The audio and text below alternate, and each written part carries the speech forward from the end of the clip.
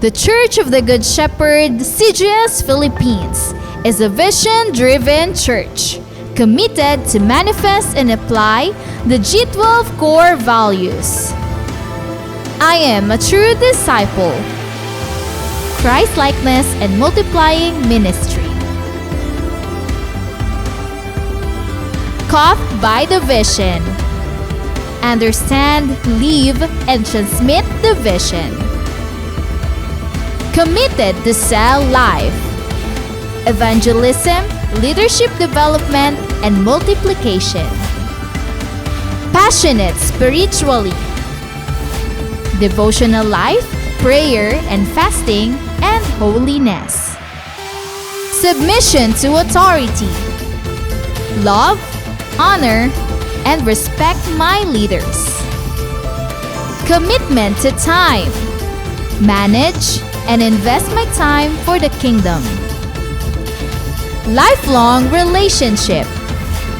Accountability and responsibility. I love equipping and training. Training is my happy hour. I am a leader of 12 disciples. I am born to multiply. Accomplishing church goal setting. I support, help, and fulfill the goals. I want to see my church grow. Pray, work, and invest.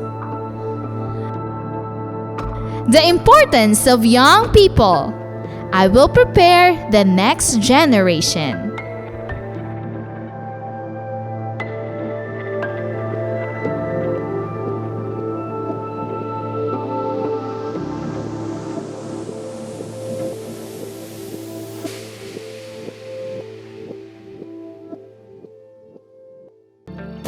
We are the Church of the Good Shepherd. We are inviting you to click like, share this video, and be engaged as we share God's vision to our online community.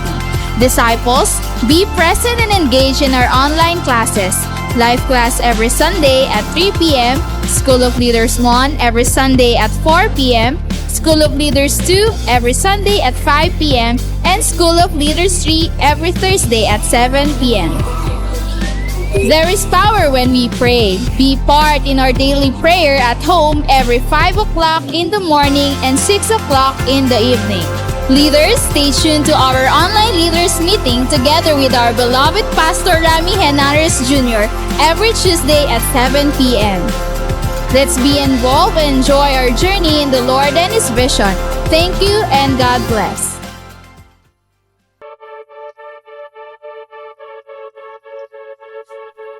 The Church of the Good Shepherd aims to make the vision of God manifest in the lives of people. People come not just to hear the Word of God, but at the same time train them as a disciple of the Lord Jesus Christ. Every Sunday after the worship service in the morning, disciples come in the afternoon to be trained in the class.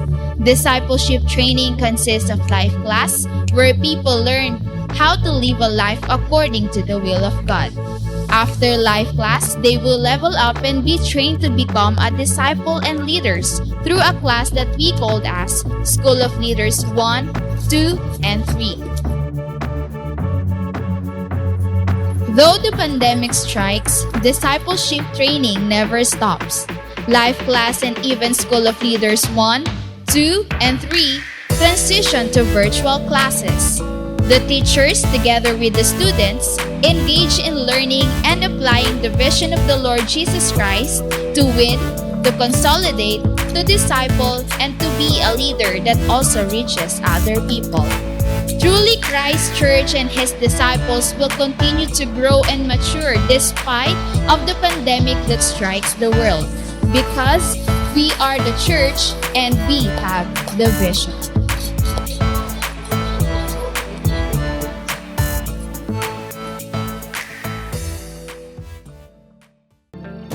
We are the Church of the Good Shepherd. We are inviting you to click like, share this video, and be engaged as we share God's vision to our online community.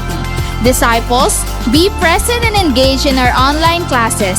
Life class every Sunday at 3 p.m., School of Leaders 1 every Sunday at 4 p.m., School of Leaders 2 every Sunday at 5 p.m., and School of Leaders 3 every Thursday at 7 p.m. There is power when we pray. Be part in our daily prayer at home every 5 o'clock in the morning and 6 o'clock in the evening. Leaders, stay tuned to our online leaders meeting together with our beloved Pastor Rami Henares Jr. every Tuesday at 7 p.m. Let's be involved and enjoy our journey in the Lord and His vision. Thank you and God bless.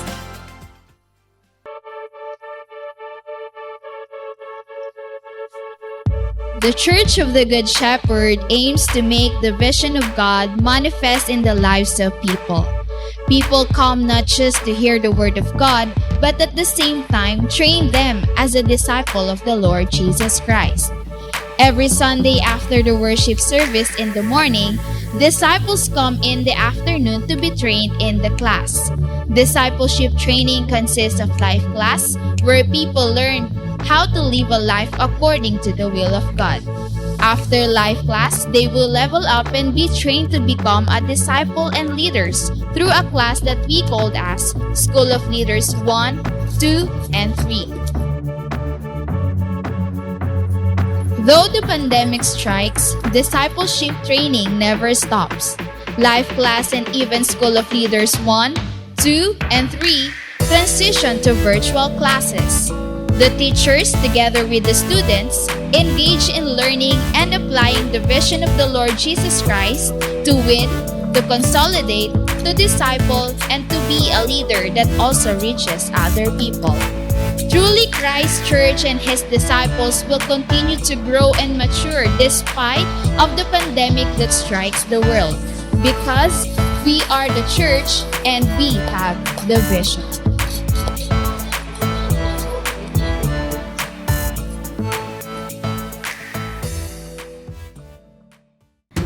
The Church of the Good Shepherd, CGS Philippines, is a vision-driven church committed to manifest and apply the G12 core values.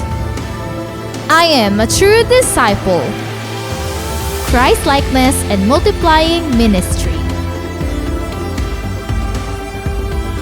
Caught by the vision. Understand, live, and transmit the vision.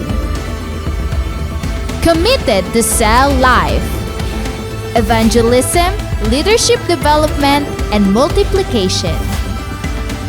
Passionate spiritually, devotional life, prayer and fasting, and holiness. Submission to authority, love, honor, and respect my leaders. Commitment to time, manage, and invest my time for the kingdom. Lifelong relationship, accountability, and responsibility. I love equipping and training. Training is my happy hour. I am a leader of 12 disciples. I am born to multiply. Accomplishing church goal setting. I support, help, and fulfill the goals. I want to see my church grow. Pray, work, and invest. The importance of young people. I will prepare the next generation.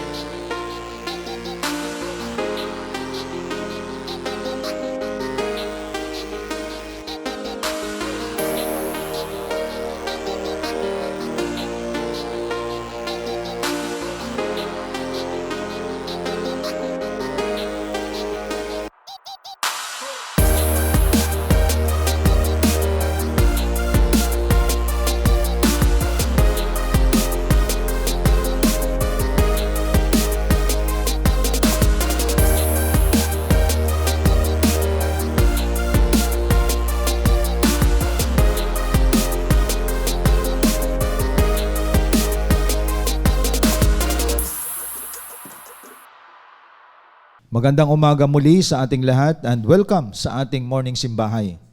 At ating wini-welcome lahat nating mga pastors, mga leaders natin, lahat nating mga primary, mga cell group members natin, lahat ng mga mananampalataya at lahat ng mga invites ay welcome and good morning po sa lahat ng kasama po natin sa umagang ito.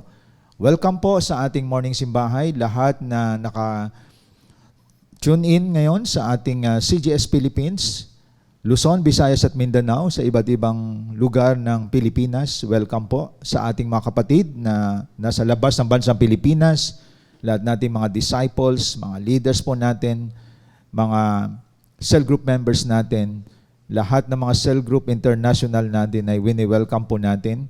Nasa iba't ibang bansa, lahat nating mga Filipino workers, mga nag-reside sa iba't ibang bansa ay good morning and welcome po sa ating lahat. At sa oras na ito, atin pong ilapit ang ating gawain sa ating Diyos na buhay. Dakilang Diyos na makapangyarihan sa lahat, salamat muli sa araw na ito. Malaya kami na samba sa iyo sa Espiritu at katotohanan kahit nasa iba't ibang dako kami. And we're really grateful, O God, for this opportunity, blessing ang pagkakaroon ng mga technology because we're able to use it, lalo na Panginoon, you are unlimited God. Hindi ka nako-confine sa isang location, sa isang lugar, sa isang gusali, na sa iyong mga salita, na abot Panginoon ang maraming mga tao, mga anak mo na may puso sa iyong gawain. I pray, O God, sa umagang ito, let your Spirit speak in the midst of us, O God. Ikaw po ang kumilos at mangusap sa bawat isa sa amin. Ito po ang aking dalangin sa dakilang pangalan ni Jesus. Amen and amen. Sabay-sabay po nating papurihan ang ating Panginoon. Samahan po tayo ng ating CGS Philippines worship team.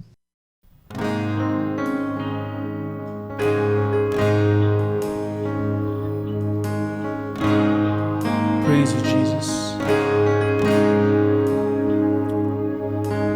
Lord, I stand in the midst of a multitude of those from every tribe and tongue. We are your people, redeemed by your blood, rescued from death by your love. There are no words good enough to thank you. There are no words to express my praise, but I will lift up my voice and sing from my heart with all of my strength. Hallelujah.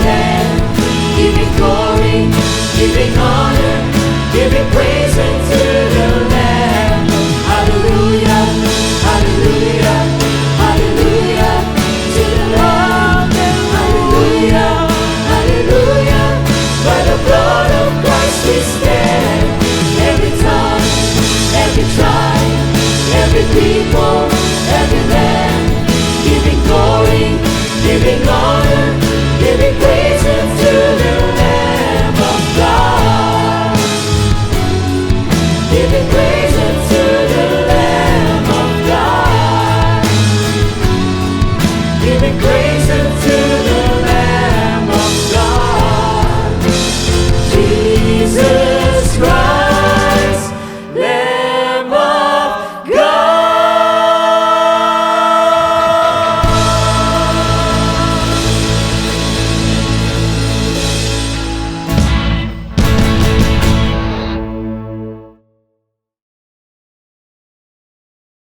Salamat sa mga awitin na ating sama-sama na inawit. Thank you sa ating CGS Philippines worship team. At sa umagang ito, ang ating pag-usapan matatagpuan sa Matthew 13:24 verse 30 at ililipat natin sa verse 36 to 43. Isang talinghaga o parabol ang ating pag-usapan. In Matthew 13:24 to 30, nagsalaysay muli si Jesus sa kanila ng isa pang talinhaga. Sinabi niya, ang kaharian ng langit ay katulad ng isang taong nagasik ng mabuting binhi sa kanyang bukid. Isang gabi, habang natutulog ang mga tao, dumating ang kanyang kaaway. Nagasik ng mapanirang damo sa triguhan at saka umalis. Nang tumubo at magbunga ang trigo, lumitaw din ang mapanirang damo. Kahit pumunta ang mga utusan sa may-ari ng bukid at nagtanong, hindi po ba mabuting binhi lamang ang inihasik ninyo sa inyong bukid? Bakit po may damo ngayon? Sumagot siya, isang kaaway ang may kagagawan nito. Tinanong siya ng mga utusan, bubunutin po ba namin ang mga damo? Wag, baka mabunot pati ang mga trigo. Sagot niya, hayaan na lamang ninyong lumago kapwa ang damo at ang trigo hanggang sa anihan. Pag-aani, sasabihin ko sa mga takapag-ani, ipunin muna ninyo ang mga damo at inyong pagbigkis-bigkisin at saka sunugin. Pagkatapos ipunin naman ninyo ang trigo sa aking kamalig. Now in 36 to 43, pinaliwanag ni Jesus Christ ang kahulugan ng binasa natin na isang talinghaga. Nasa verse 36 to 43 po tayo. Pagkatapos iniwan ni Jesus ang mga tao at pumasok siya sa bahay, lumapit ang kanyang mga alagad at sinabi sa kanya, ipaliwanag nga po ninyo sa amin ang talinhaga tungkol sa mapanirang damong tumubo sa bukid. Sumagot si Jesus, ang naghahasik ng mabubuting binhi ay ang anak ng tao, ang bukid ay ang daigdig, ang mabuting binhi ay ang mga taong kabilang sa kaharian, at ang mapanirang damo naman ay ang mga kabilang sa masama. Ang kaaway na naghasik ng damo ay walang iba kundi ang diablo. Ang panahon ng pag-aani ay ang katapusan ng daigdig, at ang mga tagapag-ani naman ay ang mga anghel. Kung paano ang mga damo ay tinitipon at sinusunog, ganoon din ang mangyayari sa katapusan ng daigdig. Ipag-uutos ng anak ng tao sa kanyang mga anghel na tipunin nila mula sa kanyang kaharian ang lahat na nagiging sanhi ng pagkakasala at ang lahat ng gumagawa ng masama. Ihahagis nila mga ito sa lumalagablab na pugon at doon ay mananangis sila at magangalit ang kanilang mga ngipin. Ngunit ang mga gumagawa ng matuwid ay magliliwanag na parang araw sa kaharian ng kanilang Ama. Makinig ang may pandinig. Sa umagang ito, mga kapatid, isa sa mga dahilan kung bakit ito ang ating pag-usapan. Dahil tayo po ngayon ay nasa huling panahon. We are now in the last days. At ang objective ng mensaheng ito, kung bakit ito ang nais kong dalhin sa atin. Number one, objective natin.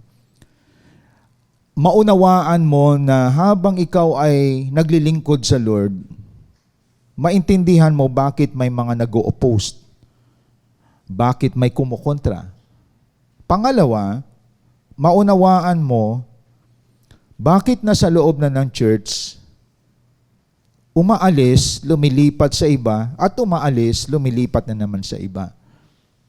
Bakit may nangyaring ganon? Nangyayari yan kahit pastor, kahit bishop, kahit leader, kahit disciple. Bakit hindi nagtatagal? Now, ang isa sa mga ito ang sagot sa mensaheng ito. Kung inyong intindihin mamaya at bigyan ninyo ito ng attention. Dahil ako'y naniniwala tandaan nyo to, lahat na nagaganap sa mundo, para maunawaan mo, magbasa ka ng Bible. Kaya nga tayo pinapabasa ng Bible. Lahat na nangyayari sa nakaraan at sa ngayon at sa hinaharap, lahat yan nakasulat sa Biblia.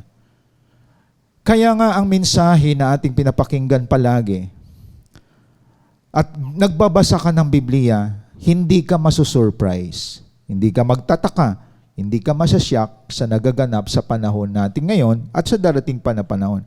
Dahil everything written in the Word of God.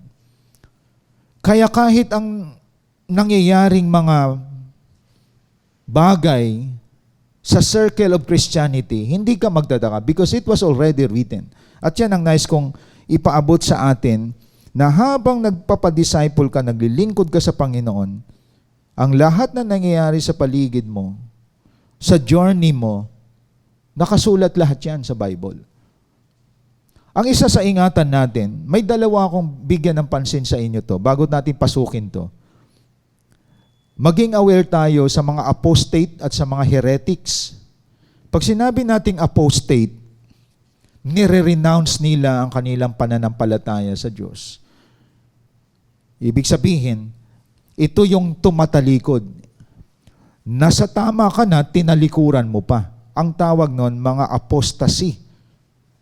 So remember that word. Ibig sabihin, normal na may tumatalikod. Normal na may lumalayo sa Diyos.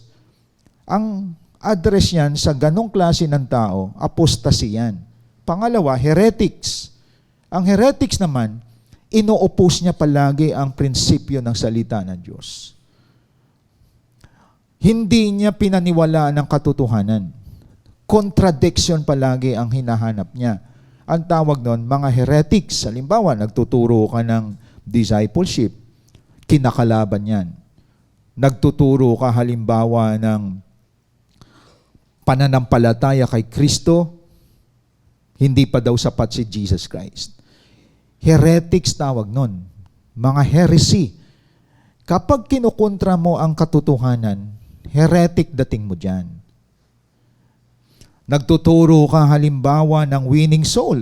Pag-abot ng kaluluwa, kukontrahin yan. Voluntary daw yan. Hindi yan dapat ginagawa ng lahat. Kasi iba gusto dancing, ang iba gusto lang nila sumayaw sa church, ang iba gusto lang nila manood, makinig, pero hindi sila nagre-reach out ng soul. Diba? Gusto ng iba kumanta lang, ang iba gusto lang mga kasiyahan sa loob ng church. Pero hindi nila alam, mapopol ka sa heretics. Kasi kung anong bagay na hindi komportable sa iyo, kukontrahin mo. Aware tayo sa mga apostate or apostasy and aware tayo sa mga heretics. Nangyayari yan inside and outside of the church. Aware tayo ron, mga kapatid. At aware din tayo sa mga false teacher. Noong panahon ng COVID, maraming lumabas na false teacher. Or false preacher. Bakit? Sinabi ko to. Sino mga false teacher? Naalala nyo ba nung time na lahat ay dapat mag-undergo ng tinatawag vaccine para ma-avoid sa atin ang mahawa ng COVID? We obey and we submit to our government. May mga pastor, talagang binakuran nila ang church nila. Even pastor, hindi nagpa-vaccine. Kasi dinideclare nila, yan na ang 666. Na magpa-vaccine ka, may tatak ka na ng Antichrist. Kaya nangyari, pati pastor namatay. Mga miyembro, marami sa mga miyembro namatay. At alam nyo ba, you are declared false teacher. Why? Ang mga nagpa-vaccine, nakita nyo ba na nagiging Antichrist sila?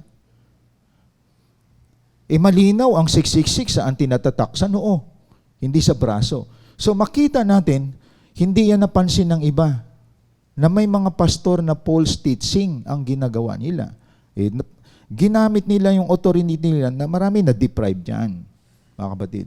So pag sinabi mo false teacher, ginagamit mo ang Bible out of context. Di po ba? May mga false prophet din. Tandaan natin, hindi ibig sabihin pag mahaba balbas ay dapat na nating paniwalaan. Pag sinabi false prophet, nagpre-predict ka ng mangyayari pero hindi na nga nangyari. False prophet ka. Ang ginagamit ng mga false prophet ganito, sinabi ng Diyos sa akin. Siyempre, religious ang mga Pilipino. Pag sinabi ng Diyos, talagang tiklop tuhod mo dyan. Isabi naman sa Jeremiah, ginagamit ang pangalan ko ng mga bulaang propeta. Maraming mga bulaang propeta na sinasabi ng Diyos na hindi naman sinasabi ng Diyos. Ayun. So aware po tayo dito mga kapatid. Kasi wala exempted sa atin. Kaya nga mahalaga, ang pinaka-final source of authority natin is the Word of God. Even pastor yan nagsasalita, nasa Bible ba talaga? Titingnan natin yon. Magkaroon tayo ng Berean heart. Now, itong aking pinag-usapan ngayon, ating pag-usapan, we are now in the last days. That is why, ang paksa na aking dadalhin sa atin, base doon sa ating mga talata, doon na tayo sa na-interpret na sa 36 to 43, na pinaliwanag ni Jesus Christ. Si Jesus, nagbigay siya ng isang parable. Ang parable kasi, earthly story with heavenly meaning. No? Isang kasaysayan o kwento para maintindihan natin, naghalimbawa si Christ, pero may heavenly meaning yan. That is why ang paksa natin sa umagang ito, true colors that will be revealed in the last days. True colors that will be revealed in the last days. So isang paghalimbawa to, no? Para siyang isang metaphor, the word true colors, hindi tayo mag-uusap ng mga kulay. Ang hinalimbawa natin dito, ang ibig kong sabihin dito, ang tunay na pagkatao ay ihahayag sa mga huling araw. Ito yung ibig sabihin nito. Ang tunay na pagkatao ng isang tao lalabas sa huling araw. Kasi, nasa last days na tayo mga kapatid. At ito yung ating pag-usapan ngayong umaga. Ating himay-himayin ang sinasabi ng parable which is interpreted in Matthew 13, 36 to 43. Dito lalabas ang mga kulay natin. Ang ibig sabihin, dito lalabas ang tunay mong asal, ang tunay mong pagkatao. Nasa side ka ba ng Diyos o nasa side ka ng dyablo? Yun ang sinasabi dito. Now, ang trigo, hindi familiar sa atin kasi walang trigo dito sa atin. Ang familiar sa atin, palay.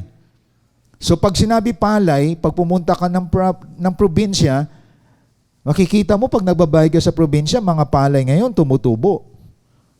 Pero, ang tingin natin sa palay, akala natin palay lahat, yun pala iba damo dyan. Ngayon, ang magsasaka, hindi niya basta-basta binubunot ang mga damo. Bakit? May takdang panahon. Kasi, ang damo at ang palay magkamukha yan. Ito yung sinasabi dito sa parable. Sabi nga dito, wag mo muna bunutin. Baka madamay pati ang mga trigo. So, may takdang panahon yan. So, ngayon, tingnan natin. Sino ang bida dito sa ating pag-usapan? No? Maintindihan ninyo ngayon, umaga, ang ating pag-usapan, mga kapatid. Lalo na yung team na binigay ko sa atin. Sa panahon natin ngayon, lalabas ang tunay na kulay natin or tunay na pagkatao natin. Number 1, ang ating pag-usapan is about the Son of Man and the Evil One. Ang Son of Man, this is number 1 point ko, dapat makilala natin, ang Son of Man dito, anak ng tao, nag-a-address kay Jesus Christ. At ang Evil One, nag-a-address sa Diablo. That is in verse 37 to 39. Kasi, curious ang mga disciple, gusto nila malaman ang sinasabi ng talinghaga na sinasabi ni Jesus Christ tungkol sa mapanirang damo na tumubo sa bukid.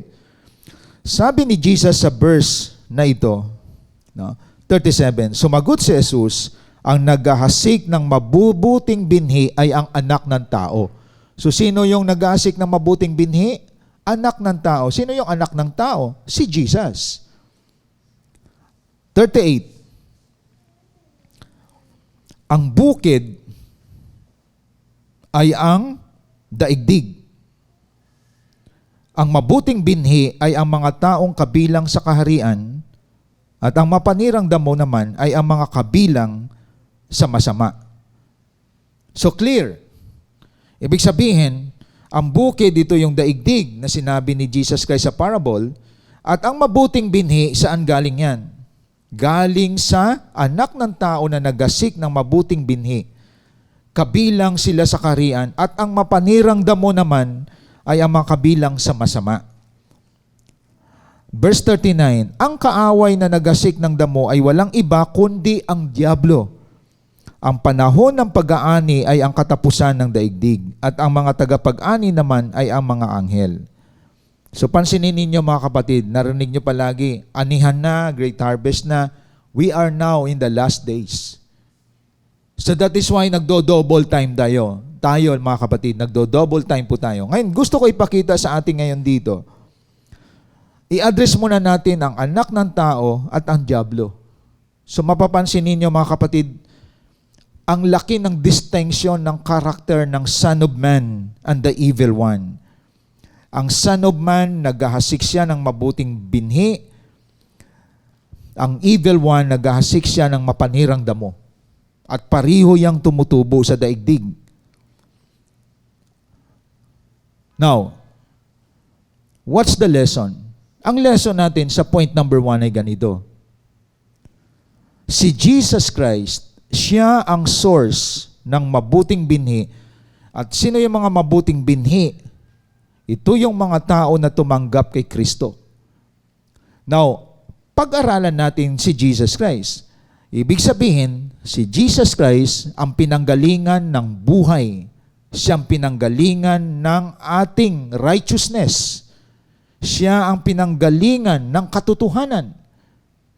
Siya ang Son of Man na nagbibigay sa atin ng mga righteousness, ng truth, ng life. At the same time, siya ang nagre-repair ng buhay natin. Siya ang tumubos sa ating mga kasalanan. Sa kanyang dugo, nilinis niya tayo. And that is the Son of Man, represent with the Lord Jesus Christ. At kasama ka sa mabuting binhi na nakita mo yon, na siya pala ang source nito. Siya ang source ng life, siya ang source ng salvation, siya ang source ng righteousness, siya ang source, mga kapatid, ng ating pananampalataya. Siya ang source ng kagandahang loob ng Diyos. Ibig sabihin, na-experience natin. We have right direction, we have life, we have the truth, we have the righteousness. We experience the goodness of God through the Son of Man, the Lord Jesus Christ. Sino naman yung evil one? Ang evil one, ito naman yung diablo. Siya ay mapanira, ang buo winawasak niya. Ibig sabihin, siya ay author ng kasinungalingan. So kapag palagi ka nagsisinungaling, kasama ka sa mga itinanim na masamang damo. Siya ay magnanakaw. Kaya kung magnanakaw ka, ninanakaw mo yung para kay Lord, ginagamit mo, nasa side ka ng diablo. Masamang damo yan. Ibig sabihin, there is distinction between the Son of Man and the Evil One. Nag-i-exist ba ngayon sa panahon natin? Yes, may kampo ng mga diablo, magkabarkada, kontrol ng diablo. At may mga kabilang naman sa anak ng Diyos, ito yung namumuhay sa righteousness, ito yung sumusunod, ito yung nagsasabi ng totoo, ito yung may kaligtasan, ito yung umiiwas sa kasalanan. So saan galing to? Galing to sa Son of Man and the Evil One. That is in verse 37, mga kapatid. Very clear. Di po ba? Sa verse 37, ang naghahasik ng mabuting binhi, anak ng tao. At pagkatapos, at ang naghahasik ng mapanirang damo naman, ay kabilang sa masama, ang kaaway na naghahasik ng damo, walang iba, kundi ang diablo. That is in verse 39. So dalawang tao ang nag-i-exist sa mundong ito. Ang gumagawa ng masama, naninira, nagsisinungaling, ang objective mangwasak. Very clear po yan mga kapatid sa John 10:10. May daanan natin yon. Tapos si Jesus Christ, siya naman ang nagliligtas, siya naglilinis ng kasalanan natin, siya naman ay ang katuwiran binigay niya sa atin. Siya ang ating pag-asa, siya ang ating kaligtasan. Meron ka ba niyan? Nasa mabuting binhi ka na inihasik ng anak ng tao. So dito natin makikita mga kapatid, ang opposite between the two. Nakita niyo po? So dapat clear sa atin ngayon, yung talinghagang ito, may nag-ooperate sa panahon natin. Hindi natin nakikita, pero may kumukontrol sa atin. Either the Son of Man or the Evil One. Pupwede na ang operasyon sa panahon natin ngayon, intindihan ninyo, bakit may kumukontra sa gawain ng Diyos? Nagtuturo naman tayo na ang tao dapat mamuhay ng matuwid, matino, maayos, may kumukontra. Kasi yun ay binhi ng mapanirang damo. Galing sa dyablo yan. Pero bakit ang iba naman, mapapansin po natin, gustong-gusto nila ang ganito. Diyan tayo magpo-proceed sa number 2 points. Kasi, merong sons of the kingdom or sons of the evil one. That is in verse 38. Di ba? Sabi diyan, ang bukid ay ang daigdig, ang mabuting binhi, mga taong kabilang sa kaharian, at ang mapanirang damo naman ay kabilang sa masama. So sa English, makikita nyo dyan sa verse 38, sons of the kingdom and sons of the evil one. So ang mapanirang damo, tumutukoy ito sa mga gumagawa ng masama.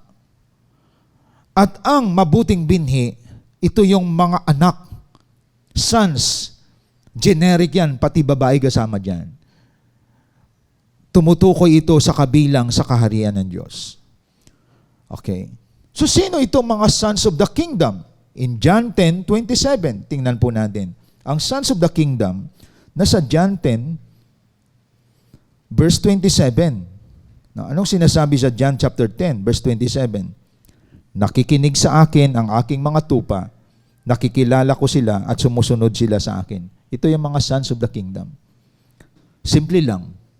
Nandito sa simbahay ngayon, nakikinig. At pagkatapos, kilala yan sila ni Jesus Christ. Sumusunod sila sa akin. Dalawang importante dito. Nakikinig ka at sinusunod mo ang iyong pinapakinggan. Sons of the kingdom yon. You are not apostate. You are not heretics. But if it is in the Word of God, you obey, you follow it. Your leader, your pastor, lalo na ang Diyos, sumusunod ka sa Kanya.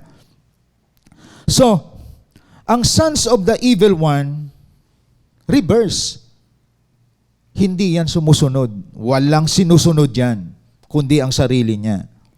Okay? At sinasabi ngayon dito sa atin, itong mga sons of the kingdom in John 10:28-29. Nandyan yan, mga kapatid.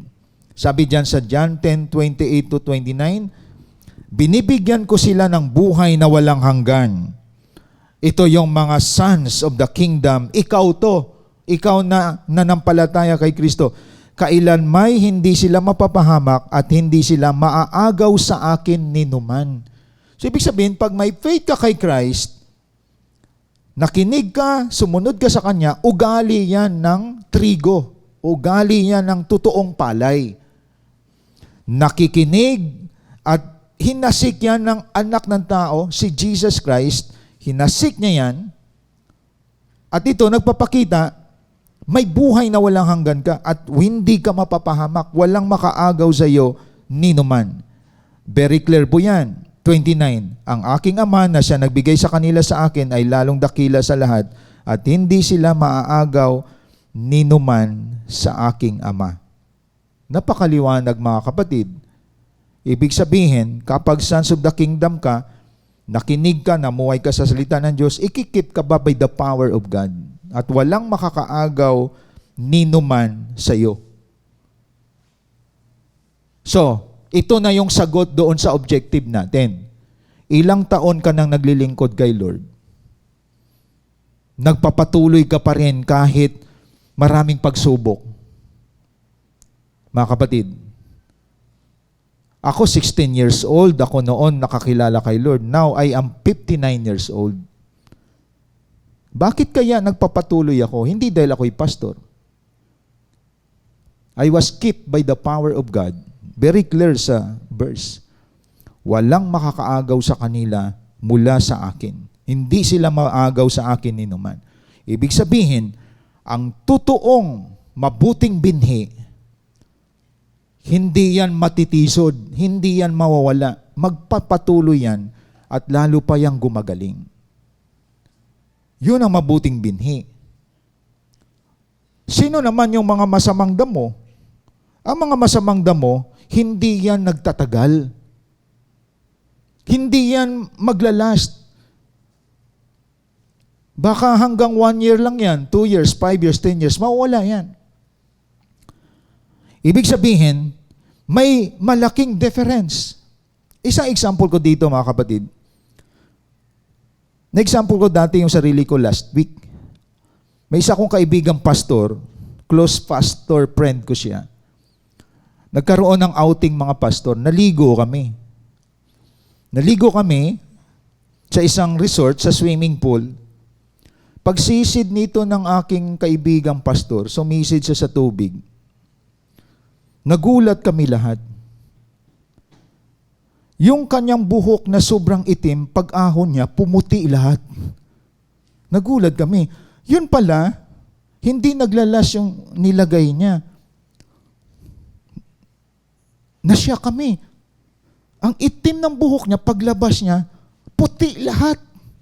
Lumabas ang totoong kulay. Kita niyo mga kapatid? Kaya ako nang nagpakulay ako, sabi ko kahit man lang 3 weeks, maglalast ito. Kaya pag naligo ako ng swimming pool, buti na lang hindi nangyari sa akin yun. Nagulat kami. Pastor, fake pala yung buhok mo eh. Simula nun, pag naligo siya, hanggang liig na lang siya. Hindi na siya sumisisid. Ibig sabihin, ito yung ibig sabihin, lumabas ang tunay na kulay. So ang fake, ito yung mga sons of the evil one. Lumalabas ang tunay na ugali. Akala mo naglilingkod, naghahanap pala ng liligawan. Akala mo naglilingkod, gusto lang makaisa doon sa isa. Akala mo naglilingkod, inaabuso din ang kapwang mga Kristiyano. Akala mo tupa, yun pala ay kambing. Nakuha niyo mga kapatid? Ang kambing, pag pinanganak yan, akala mo tupa habang maliit. Pero habang lumalaki yan, nanunuwag na yon. Kaya sa katawan natin, ang iba real pa yan. Real pang iba. Pero sa katawan natin, may sumasabit dyan na hindi real. Anong hindi real sa atin? Iba, habang nagkakaedad tayo, nabubungi tayo. Ang hindi real sa atin sometimes, nagkakaroon tayo ng full state. Yung pustiso. Di po ba? Kaya iniingatan ko minsan magsalita dito, baka mahulog pustiso ko eh.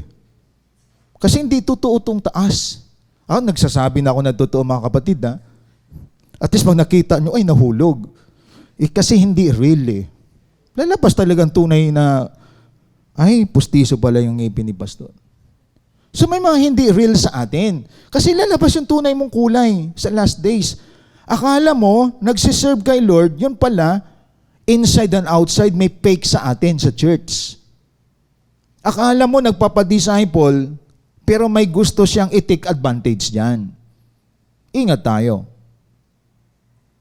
So kung may mga makikita po natin, sa katawan natin may mga faults eh. May mga lalaki nagpapatangos ng ilong. Kaya hindi yan sumasama sa mga siksikan. Baka mahulog yung ilong. Saan na yung ilong ko? Lahat minsan makikita mo, kasi gusto natin ma-appreciate tayo eh. Ako, tunay itong ilong ko. Ha? Tunay yan. Tunay yan. Hindi siya matangos, pero totoo to. Kahit bunutin ko, hindi mabunot eh. Totoo to. Pero tandaan ninyo yung mga tao na hindi totoong ilong, hindi mo malapitan yan. Hanggang diyan ka lang. Huwag mo akong yakapin. Wag mo akong hipuin. Kasi may fake dyan sa loob o sa harap. May kilala nga ako, parang pag nakita ko, parang may nabago sa kanya. parang may nabago. Ilong. Parang ilong talaga kakaiba eh.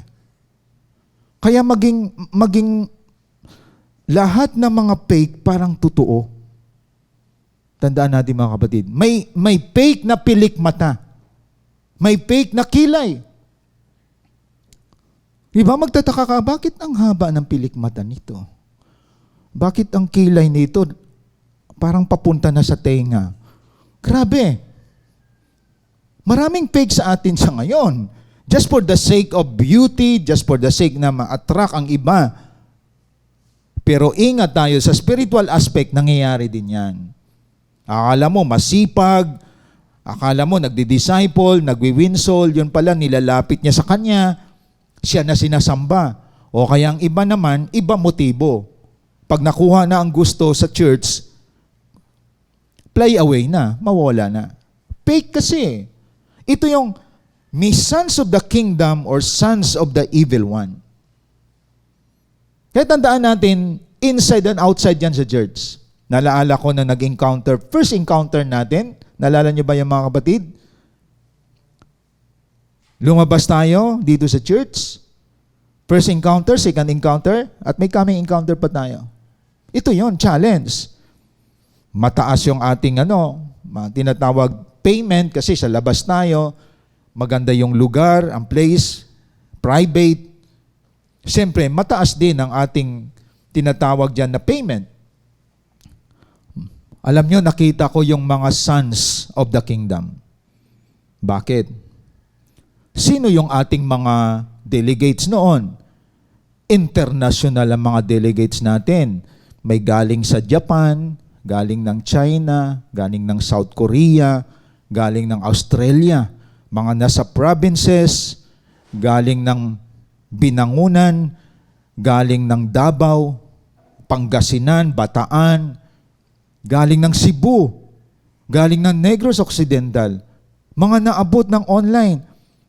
Kung tingnan mo, expensive ang pamasahe, at the same time, ang lugar malayo. Yun pala nakita ko, kapag anak ka ng Diyos, walang malayo. Pag anak ka ng Diyos, walang expensive. Pagdating kay Lord, uhaw at gutom ka sa kanyang salita. Pero yung hindi tunay, ang hindi tunay, tatambling na lang sa place, hindi pa makarating. Reklamo daw, wala. Pero kita mo, gumagastos sa outing. Ang mahal na mga sinusuot na damit. Dumadalo sa mga concert. Ano ang nakikita natin dito? Ibig sabihin, maraming fake sa church na hindi talaga totoong disciple. Sino sila? Mareklamo, excuses. Kikita mo sa kanila, biro mong humad lang sa'yo. Finances. Meron nga pumunta sa atin, mag-asawang pastor, yung pinakadulo ng Laguna, Santa Maria. Dumating sila, at the same time, ilang sakayan. Mag-asawa yon. Pinunta namin ang lugar nila, sobrang layo pala. Itunay eh. Ang tunay handang magsakripisyo. Ang tunay handang magtiis. Ang tunay handa sa kahirapan. Ang hindi tunay, gusto niya komportable. Gusto niya hangaan siya. Gusto niya palagi yung hindi mahirap, madali lang. Hindi tunay eh. Ang tunay, mapa-online o mapa-physical, lalaban yan. Gagastos yan. Handa yan sa anumang mga difficulties, hardship. Handa yang lumaban para kay Lord. Handang gumastos para kay Lord. Tunay eh. That's the difference of the sons of the kingdom and sons of the evil one. Kita niyo mga kapatid? Dito niyo makita ngayon sa yung objective natin, nasagot. Bakit ang tagal-tagal na leader na may tao na umalis? Isa lang dahilan nun, apostasy. Hindi tunay eh. Bakit dati naman, gustong-gusto discipleship, ngayon, kinukontra discipleship? Heretic eh. Hindi tunay eh. Sons of the evil one yan. Saan ka nakakita? Lahat ng tinuturo natin dito galing sa Bible. Cell group, winning soul, discipleship. Di ba? Prayer, reading of the word. Pag sinabi mo, hindi na natin kailangan panahon natin, hindi na kailangan natin ng Bible. Heretic yan. Sabing kinontra mo ang totoong sinasabi ng Biblia. At yun ang ingatan natin. Kaya nga, aware kayo ngayon na nandito nakikinig, hindi na bago ang lahat. Walang bago sa panahon natin ngayon. Lahat ng yan nakasulat sa Bible at kino-confirm lang ng Bible. Mga kapatid. Kaya makikita natin, kahit ang ilan sa atin may secular work, 3 days umabsent para lamang sa encounter, walang payment yon. Tunay kasi. Ang hindi tunay, baka tanggalin ako. Ang iba nga natanggal talaga sa trabaho eh. Nag-encounter, tanggal talaga. Nawala ba sila sa church? Patuloy pa rin sila sa discipleship kaya tinanggal sila sa work. Tunay kasi. Anak kasi ng kaharian. Tunay na anak ng Diyos. Hindi natatakot mawalan ng trabaho. At ngayon, nang makita namin sila, buhay pa naman. Kita niyo mga kapatid, ganun yung mga tao na talagang palaban pagdating kay Lord. Ang hindi tunay, natatakot magutom. Natatakot iwanan ng mga kaibigan. Natatakot na maapektuhan ang pamilya. Ibig sabihin may iniingatan. Hindi kasi tunay. Ang hindi tunay, may iniingatan yan. Baka mamaya masagi ang ilong ko, bigla itong mawala. Tumupi. May nakita ba kayong ilong tumupi? O baka ingatan ko maigi itong aking buhok. Yung pala, wig. Wig ang buhok. Ayun. Kaya taling-tali natin yung wig eh. Marami na ngayon mga kapatid hindi tunay. May nakita ako, sabi ko, grabe, hindi ko kaya yung takbo niya eh. Ang bilis tumakbo. Nung minsan nag-short, ay kaya pala. Bakal pala ang kalahati. So lahat ng bagay sa katawan natin, hindi na tunay mga kapatid. Hindi na tunay. So ibig sabihin, sa time natin ngayon, nire-reveal na ni Lord, ang hindi totoo, titigil. Ang hindi totoo, kukontra. Ang hindi totoo, aalis. Pero ang anak ng Diyos, nagasik ng mabuting binhi, ito yung inapi, pinagtawanan, pinersecute, tinakwil, nangaral ng Word of God, kapit tuko. Bakit? Hindi dahil sa kapit tuko siya. Kinakapitan pala sa ng Diyos. Kasi very clear sa binasa natin kanina, ang aking ama na nagbigay sa kanila, sabi dito sa verse 28 ng John chapter 10, hindi sila maaagaw sa akin ni numan.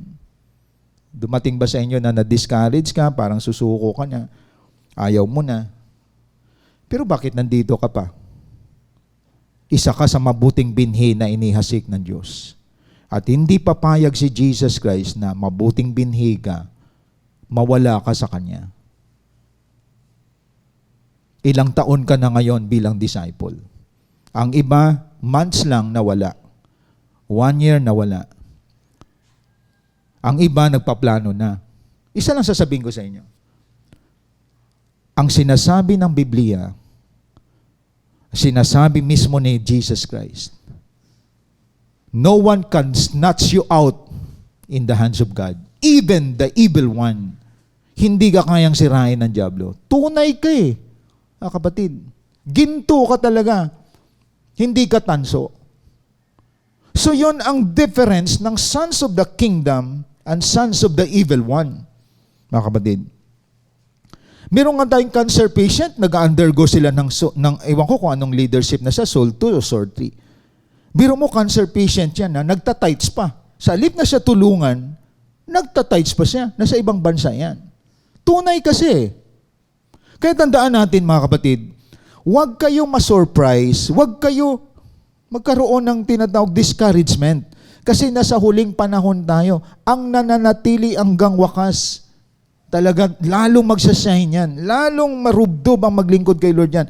Sasagasaan niya lahat ng difficulties, lahat ng hirap, lahat ng problema, buong pamilya niya kasama nagsiserve kay Lord. Ang tunay, katulad ni Job, Nawala ang kayamanan, nawala ang pamilya, siya na lang natira, asawa niya, tinakwil ba siya? Tinubuan ba siya ng maraming mga sugat? Dahil tunay siya, hindi niya tinakwil ang Panginoon. Mabuting bagay lang ba tatanggapin natin sa Lord? Yun ang mga sons of the kingdom. No, kapatid. Ang iba katawa-tawa eh. Nawalan lang ng finances, sinumbat pa si Lord. Sinumbatan pa ang Panginoon. Sinisi pa ang church. Hindi niya alam na pala siya hindi tunay. Marami dyan minsan, nagkakaroon ng tinatawag na defense mechanism. Ang pagkakamali niya, pinapasa sa Diyos at sa church. Pero siya nagkamali. Walang mga anak ng kaharian ang biniblame ang church, pati ang Diyos. Nagpapasalamat pa nga tayo pag may pagsubok eh. Lalo ka ngayon lumuluhod kay Lord, lalo mo siyang ina-appreciate. Lord, lalo akong lalago dito. Tunay kasi, that is the sons of the kingdom, not sons of the evil one. So naway nakita ninyo to mga kapatid. Ang mga tunay, grabe mag-serve yan. Grabe maglingkod yan. Gagastos yan. Babiyahe ng malayo yan. At the same time, mga ano yan, they are not takers. Lahat ng mga tunay anak ng Diyos pagdating sa gawain ng Lord, totally surrender buhay niyan. Kaya everything that they have, ginagamit yan nila para sa Lord. Bahay nila sa cell group, sasakyan nila para sa gawain, sa mga disciples. Ang mga kinikita nila, binubukod ang para kay Lord. Nakita niyo mga kapatid? Kaya nga dito, kahit hindi tayo nag-exhort ng about giving, ang mga tunay talaga faithful sa pagbibigay. Kaya sabi ko, mga tunay talaga to. Hindi na sila pinalalanan, but they know what the principle of the Word of God is. Tunay eh. Ang ibang tagal-tagal na 20 years na sa church, ninanakaw ang para sa Lord. Hindi tunay eh. Ang tunay, hindi magnanakaw. Kasi ang magnanakaw, kampo ng diablo. Nasa John chapter 10 yan. Verse 10, mga kapatid. At dapat nakita natin yon. Very clear. Tingnan ninyo ang tunay at hindi tunay. Di ba? Anong sabi sa John chapter 10? Verse 10. Anong sabi dyan? Dumarating ang magnanakaw para lamang magnakaw, pumatay at manira. So ito yung evil one, ang kampon, ito yung mga masamang damo. Kung ano ang nasa taas, gagawin din nila yon. Kaya nangyayari yan kahit sa church may mga magnanakaw. Even pastor, leaders, wala yan sa posisyon. Mga kapatid, wala sa posisyon. Primary ka man, 144, 1728. Hindi masasabihin ni Lord, ano ka sa church? 144 po, pasok. Hindi ka gawin ni Lord yan. Ano ka sa church? 1728 po, pasok. Wala sa Bible yun. Sino ka? Pastor. Pasok ka, sa impyerno ka. Walang pastor, walang bishop dito. Ang papasukin, bakit kita papasukin sa langit? Yun ang tanong. At tanungin nyo sarili nyo, pastor kasi ako 144 ako, leader. Walang sinabi sa Bible nga makapasok ka sa langit yan. Alamin niyo ba't kayo makakapasok sa langit? Wala sa posisyon.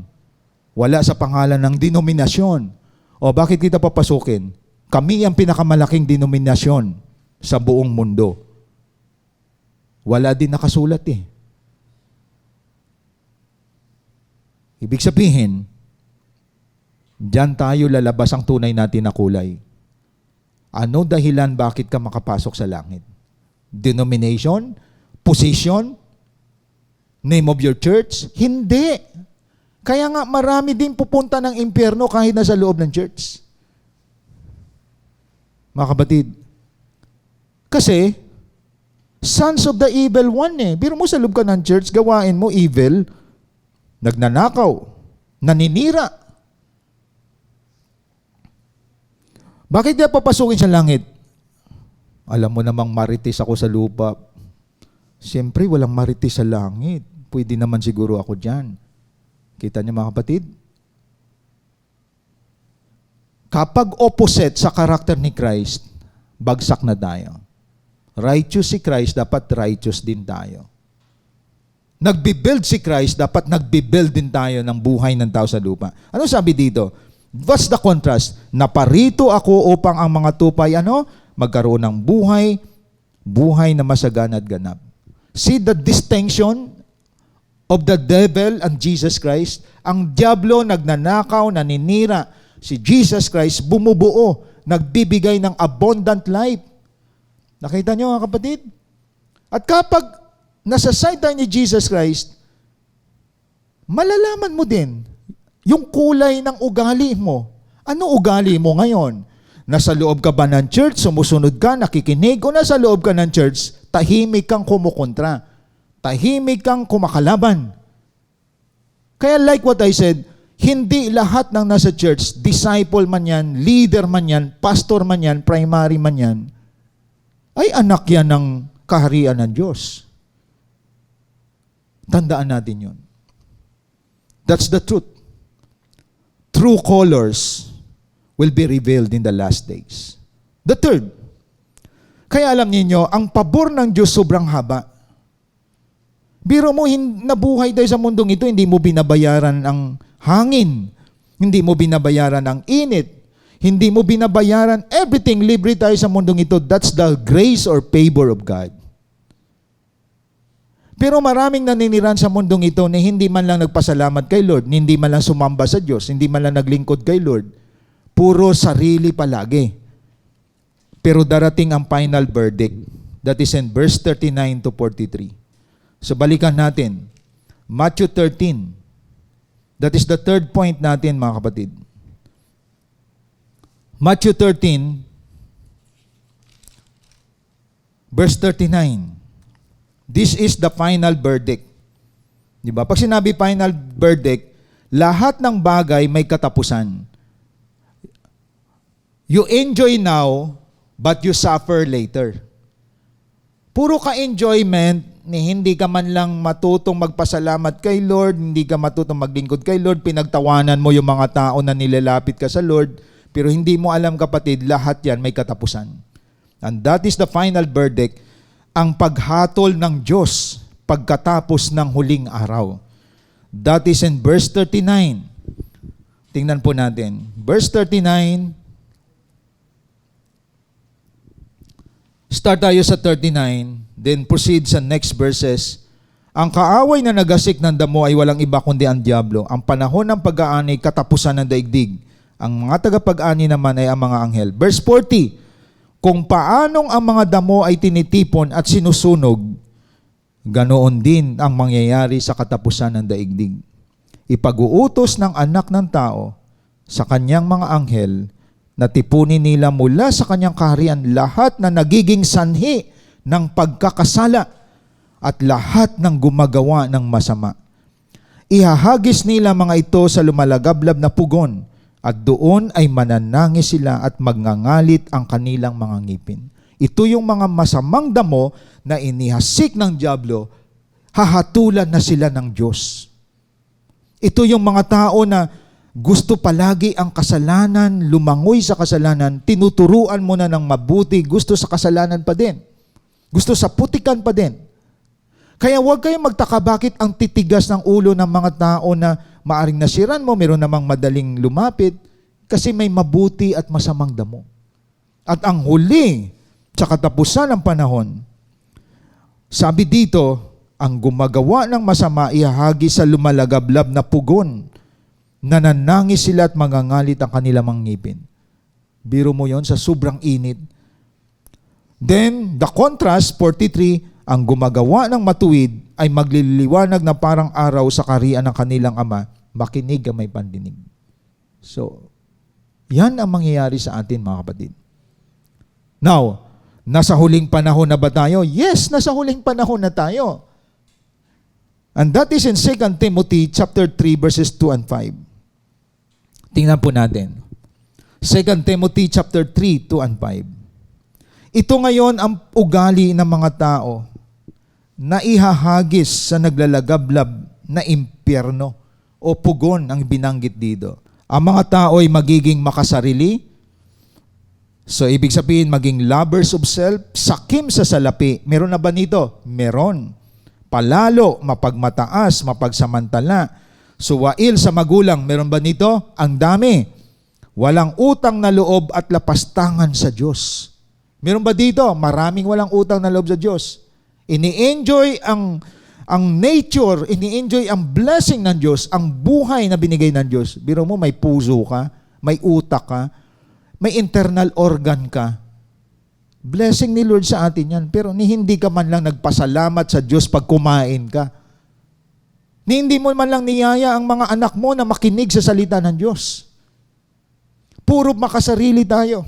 Kaya maging palalo, mapagmataas, mapagsamantala, suwail sa magulang, lapastangan sa Diyos. Verse 3, sila'y magiging malupit, walang habag, mapanirang puri, marahas, mapusok at namumuhi sa mabuti. Biro mo, binlock ka, nag-share ka lang ng gospel, nakablock ka sa kanya. Kasi namumuhi siya sa kabutihan. So marami dyan na unfriend na kayo. Bakit? Ayaw nila na sila'y nasa mabuti. Sila'y magiging mga taksil, pabaya, mayabang, mahilig sa kalayawan at walang pag-ibig sa Diyos. Sila'y magkukunwaring maka-Diyos, ngunit hindi naman nakikita ang kapangyarihan nito sa kanilang pamumuhay. Iwasan mo ang ganyang uri ng mga tao. That is in 2 Timothy 3, 2-5. So may magaan yung maka-Diyos, pero malayo sa Diyos. Iwasan ang ganitong uri ng mga tao. Nagaganap ba ngayon yan? Yes, sa loob ng church meron yan. Pero lumalabas na ang kulay sa panahon natin ngayon. Mariklamo, at the same time maraming dahilan, at the same time tahimik pero hindi sumusunod. Hindi na tayo magtaka dyan. Kaya tayo nagwi-win soul, hindi para tuklasin sino tunay at hindi. Hindi, nagwi-win soul po tayo. Either damo man yan ang nawin mo o mabuting binhi o kaya trigo o kaya palay, mahalaga nag-win soul ka. Si Lord na ang gagalaw dyan sa the final verdict. Siya hahatol. Kasi kahit pastor, hindi makikita ng pastor ang tunay at hindi. Pero lumalabas ang kulay ng iba. Biro mo, pinagpalit mo ang Diyos dahil lang sa finances. Pinagpalit mo ang Diyos dahil lang dyan sa jowa mo. Mga kapatid, hindi tunay yan. Hindi tunay. Dapat habang tumatagal, inaabot ka na ng 30 years sa Lord, 40 years kay Lord, 50 years kay Lord, nag-asawa ka na, nagkaapo, nagpapatuloy ka sa Panginoon. Yun ang tunay. Sa La Union, yung pinaka-mission head ng All Christian Foundation, may edad na siya, pero siya ay makikita mo may edad na. Kaibigan niya, may edad na rin. Pero nagpapatuloy sila sa Lord. Mga senior citizen natin, nagre-reach out pa rin ng mga kaluluwa dito sa online. Tunay eh. Kita nyo? So ang tunay, nakikita nila, grabe favor ni Lord sa amin for so many years. Wala naman tayong utang na loob na hindi tayo maglingkod kay Lord. Sabi nga dito kanina, ang mga tao walang utang na loob. Kita nyo yan? Biro mo, araw-araw binubuhay ka ng Diyos, pero naninigarilyo ka, uminom ka ng alak, sinisira mo yung binigay ng Lord sa iyo. Nagsusugal ka, inaabuso mo ang gawain si Lord. Tapos, pagdating naman sa mga nasa loob, nandiyan ka lang, pero hindi ka naman sumusunod. Di ba? Meron kang rebellion, silent rebellion. So, hindi tunay yun. Dito na makikita, tandaan natin, may final verdict si Lord sa atin. I pray na hindi ito mangyari sa bawat isa sa atin. Nakabilang tayo sa ipuning mga masamang damo, tapos ihahagis sa apoy. Ganyan ginagawa ng mga farmers eh. Kapag hinog na ang palay, kikita na tutunay na palay ito anihin natin. Itong mga damo na yan, walang bunga yan, i-gather nyo at sunugin. Yan ang ginagawa sa mga palayan. Ma-identify ngayon, kaya sabi ni Christ, makikilala ninyo sila sa kanilang mga bunga. Kaya ang tunay na kulay nahahayag na sa panahon natin. Yung language mo lang yung galaw mo lang sa loob ng church, makikita na kung tunay ka o hindi Madaling ma-identify ang nasa labas. Kakantsawan ka, pagtawanan ka, after 10 years, ganun pa din siya. Sa loob naman, makikita mo, nandyan, pero hindi naman nagbubunga. Ayan. Hanggang ngayon, tagapakinig pa din. Hindi ginagamit sa gawain ng Diyos. Gusto lang kumanta, gusto sumayaw. Gusto ng fellowship, pero ayaw ng discipleship. Maraming ganyan sa mga churches. Kaya tandaan natin, it does not mean kapag nasa loob ka ng church, kasama ka ng mga disciple, you are real. Aware tayo dyan. We are now in the last days. Nakikita yan sa kulay natin. Anong kulay meron ka ngayon? Sa paglilingkod mo kay Lord, anong asal meron ka? Kaya sa ating pagtatapos, we are now in the last days wherein the true colors of those inside and outside of the church are revealed. Lumalabas na talaga tunay na kulay ng lahat. Therefore, it is an awareness for all of us to evaluate ourselves if we are on the side of God or evil. Walang exempted sa atin, even pastor, even myself. Sayang na for so many years ako nagsiserve kay Lord. Lalabas pa lang hindi ako tunay. I need to re-evaluate myself. Lahat bang galaw ko, ginagawa ko, isip ko, puso ko, talaga bang ito'y ang laman sa Diyos talaga itong aking, may pagmamahal ba talaga ako sa Kanya? Walang makaka-judge sa atin kundi Diyos lang. You cannot judge someone kahit inside the church. Kaya ito'y paalaala sa ating lahat. I pray ng objective na abot natin. Bakit may tumatalikod? Bakit may kumukontra? Saan nakikita yan? Ang mga heretics at mga apostasy nasa loob din na yan ng church. Umalis, kinalaban ang salita ng Diyos. And that's normal because it is written in the Word of God. Nakasulat na yan, mga kapatid. I pray na all of us ay mga mabuting binhi. Lahat ng nasa simbahay, wag naman nawa na meron dito mga mapanirang damo. Nawala na yon, nasunog na yon. At yun ang ingatan natin. As habang lumalipas ang panahon at taon, pinipelter na tayo ng Diyos. At nakikita yan ng Panginoon ang tunay at hindi tunay. I pray na lahat tayo nasa mabuting binhi. Alaga ng anak ng tao, hindi alaga ng dyablo. Before I close, sabay-sabay po nating awitin ang mensaheng ito na dadalhin sa atin ng CJS Philippines Worship Team.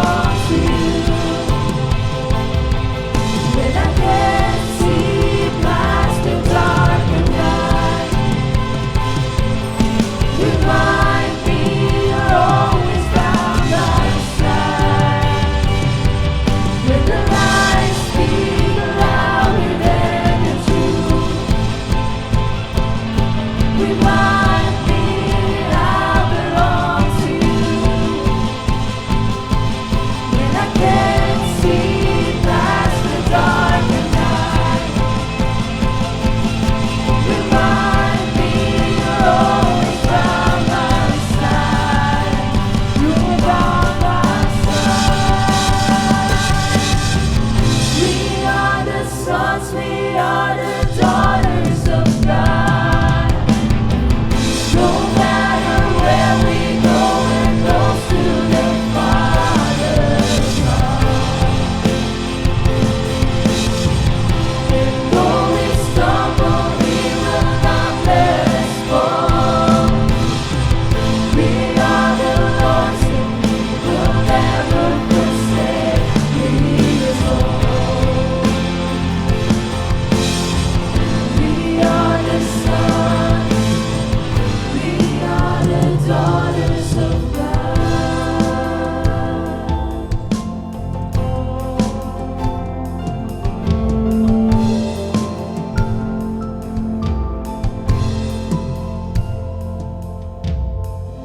We are the sons, we are the daughters of God. No matter where we go, we're close to the Father's heart. And though we stumble, He will not let us fall. We are the Lord's, and He will never forsake His own. We are the sons, we are the daughters of God.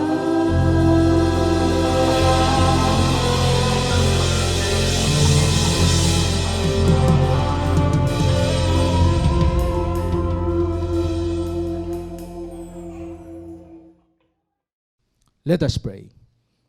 Father God, sa huling panahon na kami ngayon, at lumalabas ang tunay na kulay ng lahat ng tao. Kinakantyawan, pinagtawanan, sinisiraan ang iyong mga salita. Hindi na bago ito kasi nakasulat yan sa Bible. Meron naman, Panginoon, kahit saan mo sila dalhin, uhaw, sabik, at handang ibigay ang buhay para sa iyo.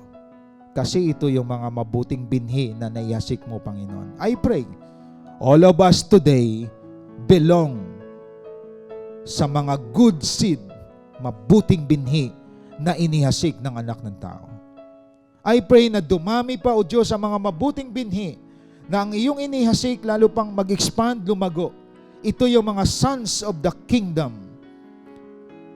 Lord God, I pray, isang realization sa amin ang mensaheng ito ngayong umaga. Even inside of the church, ipinakita mo sa amin, wala sa title, wala sa pangalan ng denominasyon, kundi ang relasyon namin sa iyo dapat naming i-re-evaluate. Ginagawa ba namin ang kalooban mo? Sumusunod ba kami sa iyo? Nagpapasakop ba kami sa iyo kasama sa aming mga pastor and leader? I pray, Lord God, na itong mensaheng ito, na sa last days kami, maging aware kami and we are willing to re-evaluate also ourselves. Dahil sayang for so many years, matagpuan pala kami na hindi kami belong sa iyong kaharian. Blessing upon blessing to all of us today. Pagpalain mo mga anak mo, Panginoon, nakasama ngayon sa amin. Lahat na mabuting binhi, I release blessing sa ang lugar man sila ngayon. In the name of the Father, the Son, Jesus Christ, and the Holy Spirit. Amen and amen. Thank you and God bless po sa ating lahat. Hope you've been blessed by the message of God today as we continue to extend our calling in loving God and loving people, even in online, and keep you more updated to our journey in God's vision. Connect to us wherever you are. Like our Facebook page, follow us on our Instagram account, and subscribe to our YouTube channel. Be a blessing and always be updated. Are you blessed? Now it's time for you to become a blessing online. by sending stars to support our local church and take part in our lot project. And be a cheerful giver through sending your tithes and offering to our GCash account.